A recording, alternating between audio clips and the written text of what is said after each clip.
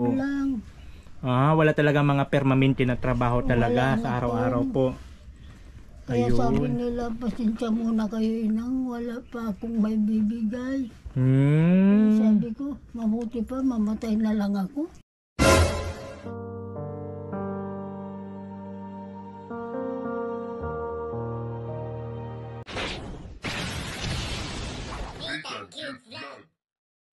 So ayan po, magandang araw po muli sa inyong lahat. Muli nagbabalik ang lingkod. This is Nitang Cute Vlog. Ayan po ang taong walang panlasa.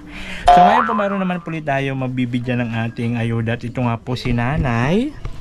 Hello Nanay, magandang araw po. Magandang araw naman akong. Pero ay ano naman po na... Sumasakit po ang sikmura ko ngayon eh. Bakit po kaya? Matagal nang may sakit ako anak. Ilang buwan Okay. na. Ayun ko, hindi na, ilang doktor na, wala naman. Diyan, Opo. tsaka sikmura. Ayun ko, bakit? Ilan taon na po kayo, Nay? Magna-90 na ako sa 23. Wow! Ngayong December. Oo anak, Wow! December. 90. 1933. Okay. Kaya, Nahirapan po buwan na kayo. akong may sakit, mag-6 na taon buwan na.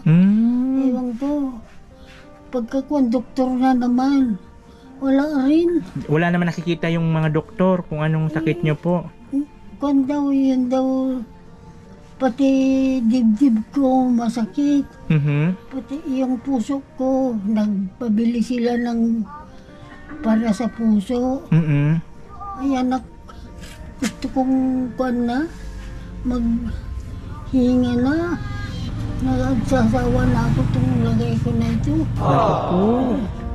Ang hirap ng may sakit.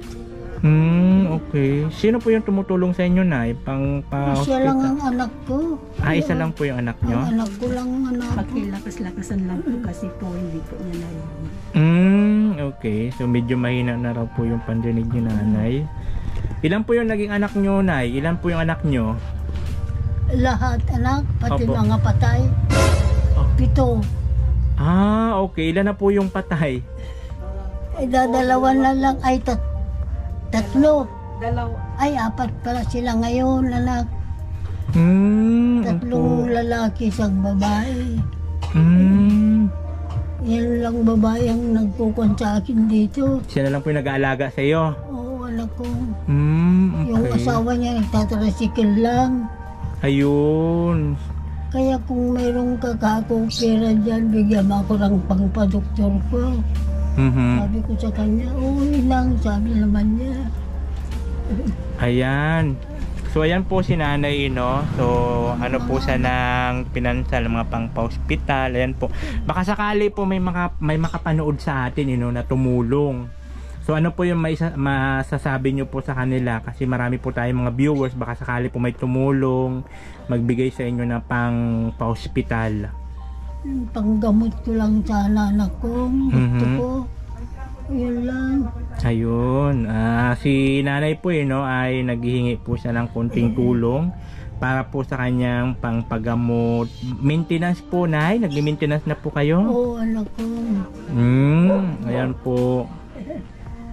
So yun naman po yung purpose ko na kung bakit ako nagbibideo, kasi yun po yung purpose ko, mapanood po ng mga viewers ko, mapanood po ng mga kababayan natin, yung mga katulad nyo po na mayroon mga hinanain, na mayroon mga ganyan nga po problema sa pinansal. Baka sakali may makapanood po na mga sakaling tumulong. Babalikan ko po kayo, Nay, kung sakali po mayroong magbigay ng tulong para po sa inyo pang pagamot, pang May anak pang-hospital. kong lalaki, kaya lang wala namang trabaho anak ko. Nagkukon lang sila. Nagsasaka, makisasaka sila sa ibang tao. Opo. Ganun lang. Wala talaga mga permanente na trabaho talaga Wala sa na araw-araw po. Kaya Ayun. sabi nila, pasensya muna kayo inang, wala pa akong may bibigay. Sabi ko, mabuti pa, mamatay na lang ako. Naku po. Wala na kayong sakripisyo sa akin. Sabi ko sa kanila, naku, Hindi, kaya pa naman hanggat sabi nga hanggat humihinga pa tayo, may pag-asa. Malay nyo po, mayroon tayong mga viewers dito na makakita, mapanood yung video nyo. Ayan, mabigyan kayo ng ano, kung sakali. Kung sakali man po mayroon, ayan, babalik po ako dito at bibigyan po kita ng pa-hospital mo pag mayroon po magbigay. Oo, anak ko. Opo. So sa ngayon na, ang dala po namin dito is grocery lang po muna ito. Mayroon po dyan dito gatas, kape, asukal, yan, at bigas. Ay, salamat anak. So yan po muna ang dala ko sa ngayon na ito po, Oo, anak ko. Tapos sa sunod naman po, Maraming salamat anak. pagka bumalik naman po ulit ako, Ayan po, Diyos ko. baka sakali po madagdagan yung bigay ko po sa inyo. Wala na akong magawa. Nagpupan pa ako ng mga dahon para itapal ko lang dito sa Chekmura ko rin. Ewan ko na kayong ano to. Di nyo na po alam kung ano yan. Saka Kung... ang pa nanginginig yung katawan ko na kung. Okay. So buti nakakalakad pa naman po kayo no? Nakakalakad pa naman. Nakakalakad naman ako pero hindi na ako makakalayo. Diyan lang sa pintuan, ganun. Hingal na kayo. Ang pan ko na yung hindi ako makatulog. Ihi ng ihi, ewan ko bakit. Ayun, Pero pagka opo. umiihi ako ng ganun, iinom rin ako para may kapalit ka ko yung Opo, yung inihi nyo po. laging nakabantay yung inumin sa akin. Okay.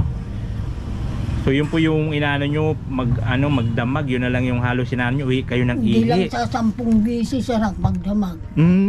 Oo, kunti-kunti lang naman. Ayun. Bakit? Yun ang sabi ko sa doktor eh. Kailan po kayo huling nagpa-doktor na Itong November huli. Opo. Doon lang, kailan lang yun anak kong. Ano man po ang sabi ng doktor? Meron ng 1 linggo yata. Sabi niya, sige mo yung gamot mo, inang sabi nila. Opo, yung maintenance. Ay kung hindi na niya, kung wala lang talaga, magpa-hospital ka na lang. Yan ang sabi Opo. nila na kung. Okay.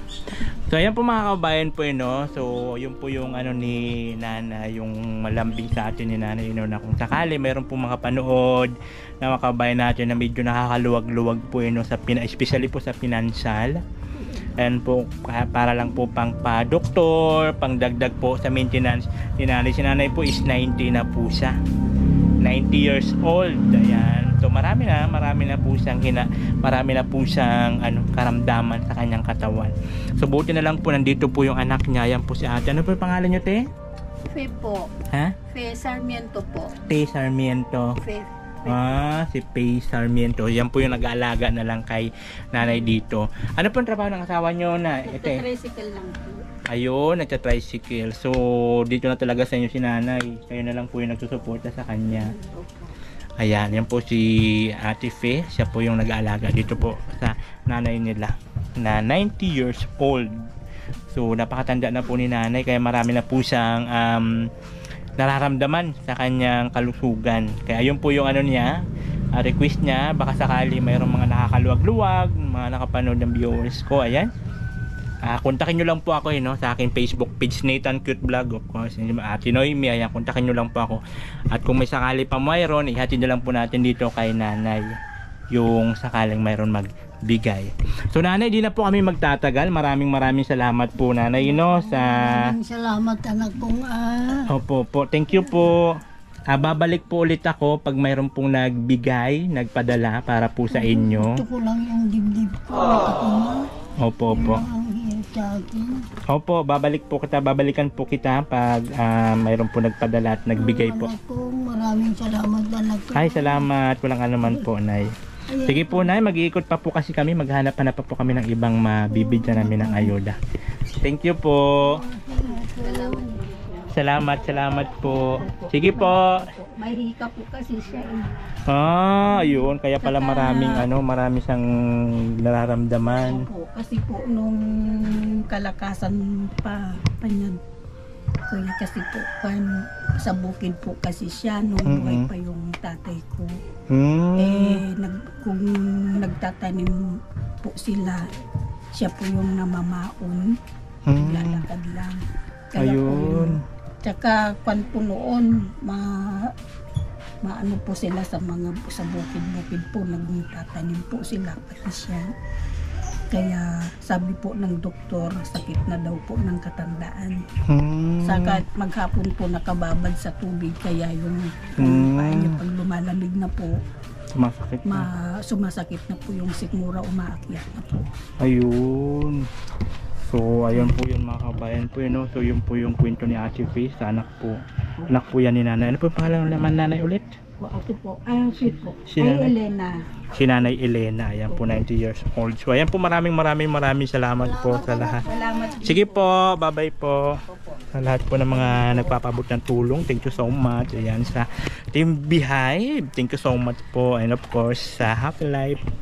At ayan po sa mga nais po tumulong, ayan, kontakin nyo lang po ako sa aking Facebook page, Nathan Cute Vlog. Ayan po, mayroon po siyang blue background. Message nyo lang po ako doon. Ayan po, thank you so much po sa mga hindi nag-skip ng ads, sa mga nag-share. Maraming salamat po.